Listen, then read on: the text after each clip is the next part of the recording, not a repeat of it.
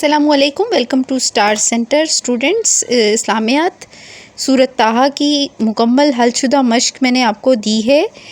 तो बेटा इसमें कोई चीज़ आपको समझ ना आ रही हो तो आप कमेंट के ज़रिए पूछ सकते हैं, लेकिन ये इतनी आसान चीज़ें हैं कि उन्होंने सब कुछ आपका बीच में ही दिया हुआ है।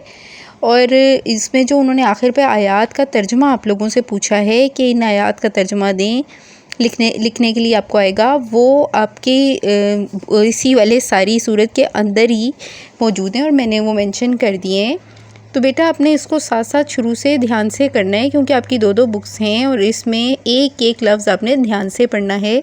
इन्होंने जो इसमें इसके मज़ामीन और अहम निकात वगैरह दिए हुए हैं ना, तमाम सूरतों के स्टार्ट में दिए हुए हैं इन्होंने, ठीक है। जैसे सूरह मरियम के भी दिए हुए हैं और सूरह ताहा के भी दिए हुए हैं, तो उससे आपको काफ़ी आसानी हो जाएगी एक्सरसाइज को हल करने में। तो इसमें कोई इतनी मुश्किल चीज़ नहीं है, और जो अल्फाज के मायनी हैं वो भी आपको अच्छे तरीके से याद करने हैं, तो वो भी इसमें मेंशन किए गए हैं।